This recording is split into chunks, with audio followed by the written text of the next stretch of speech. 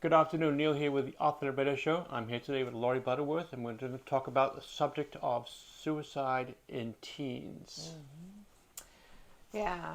So, Neil, do you know what the leading cause of death is in teenagers? Well, I do now, I know, I told since you you. told me, but I'm going to say it anyway. Accidents. Accidents. I wouldn't have guessed that. I would have guessed, What 10 would you other have things. guessed? Yeah, alcohol, drugs.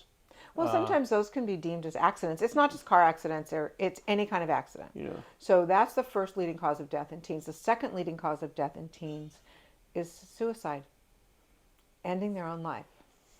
And suicide is a disease, it's a symptom, it's an outcome of incredible despair. how do you see that in your kid? How do you see that in your That's a good kid question.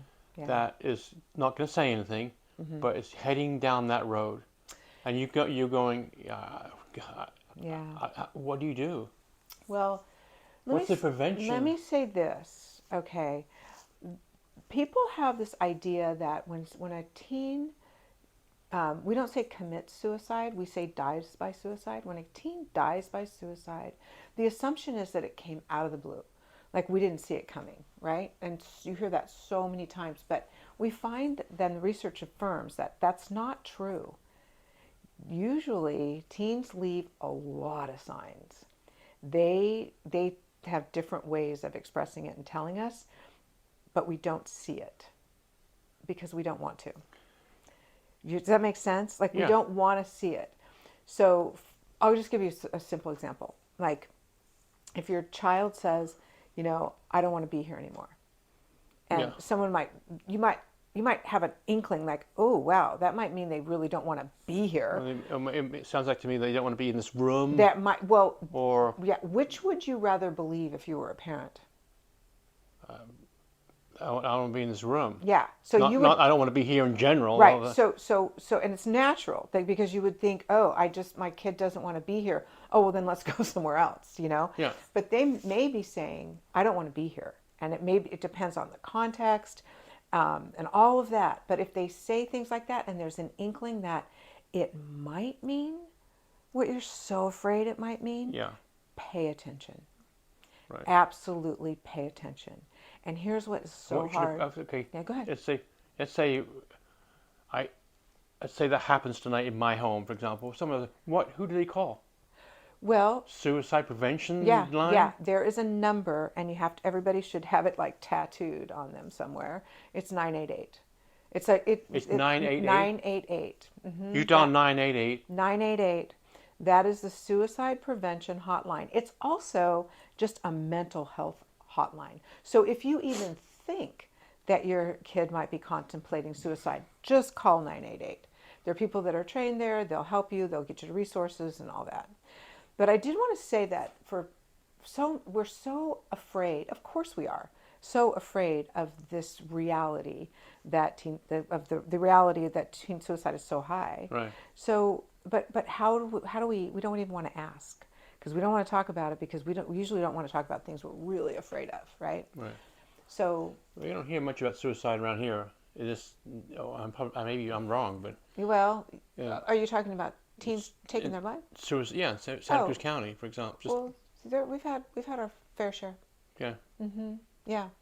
Um, It doesn't hit the front news. It doesn't hit the front page. Yeah, and sometimes in an obituary it won't say Yeah. suicide or things like that, and families are really don't want to come out and say my child took their own life, and That would just be yeah, horrible. yeah, What could be worse? I Nothing. know, nothing, yeah.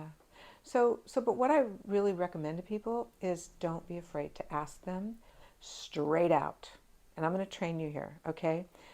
Like straight out. Are you thinking about suicide? And people go, what? Because what we'll do is we'll go, are you thinking about hurting yourself? And that means something very different than are you thinking about suicide? So you need to ask your kids straight out. If you get do you get an honest answer though? Because Sometimes. if the kid's thinking about it, they're not going to tell them. They're not going to want to. Oh yeah, I am. I'm thinking of killing myself by Wednesday morning at 9.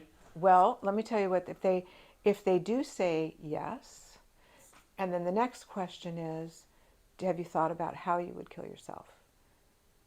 Have you thought about when? Do you have a plan? And if the answers to those questions are yes, do not leave that You better kid start calling alone. 988. Why don't you You better be call calling? 988 right away and get help right away. Right away. But so many parents and so many people's teachers, all of us, are afraid to, I mean, what's my business? You know, I'm going to ask somebody, are you thinking about killing yourself? But my point is, use very direct language. Don't like beat around the bush and go, are you feeling bad? You know, are you sad? Are you thinking about hurting yourself? Are you, you know, and so, like and be uncomfortable about it? Just ask them straight out. Are you thinking about, you can say killing yourself?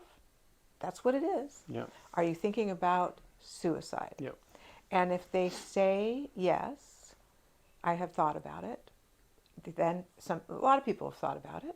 You know, a lot of us have thought about it, but haven't actually done anything. Then the next question is, have you thought about how you would do it? And have you thought about when you would do it?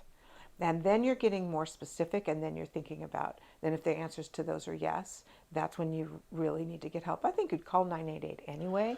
I mean, If they say yes, and who just knows to, that? yeah. Who I didn't know 988 was available. I Yeah. mean, how many people know 988 is Well, available? it's One out of 100. actually not that many. Not that many, I don't think. But it's pretty new. Okay. Well, see, because what used to happen is there would be a mental health emergency, whether it's suicide, whether it's like a psychotic episode or something like that, a mental health emergency, and the only thing we would do is call 911. And so when 911 would show up, you know, you got your ambulance, you got your police cars, Yeah. you got people in uniforms Yeah. coming into your house, Right. and you have a child who's really agitated or someone who's having a She mental doesn't want health. to see that whole It's story. really it's No, that's just going to they make don't. it worse. Yeah. So what 988 would then do is they would send people who are trained into the home to de-escalate the situation so that you can get a sense of what's going on. But I think the take-home message for parents and teachers and all that is take it seriously. Let's not just like shove it off like that wouldn't happen, because it may happen, and don't be afraid to ask them. What do you see? What would a teacher or a parent see visually that the kids heading down that road? Like what they're wearing, what they look like, how they're dressed. You know, some kids have a hoodie on and then the hat on and another hoodie Lack on. of eye contact and changes. Well, Yeah. you see like there's different signs and symptoms, and you see changes in behavior, and you see some of the more not obvious but more overt signs are when they start giving things away. Yeah.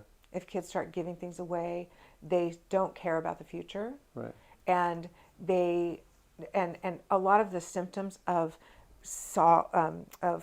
depression, you know, like deep depression, that's a precursor very often to Yeah. suicide.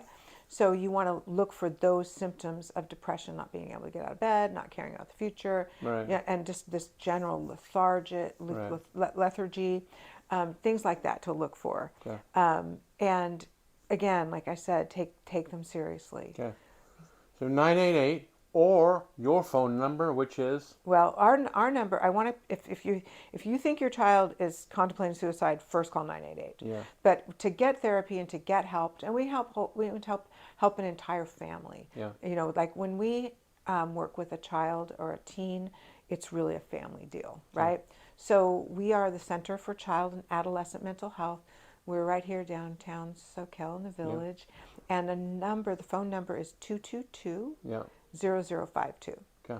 And the website, ccamh.org. Okay. So that was a little segment about suicide and kids. Next one we're going to do. We talk I don't about know. We'll talk figure it about OCD. Yeah. That. Oh, you know what? What? Let's talk about, there are three That's the types. next, this is the next one. Yeah, like what's after COVID? What are we seeing more of? Okay. Okay. OffTheRadio.com. Catch all these shows. Lori's talking a lot about help for kids, and it's all right there for everyone to listen to, and it's very simple, and she's a wonderful speaker, so tune in. OffTheRadio.com.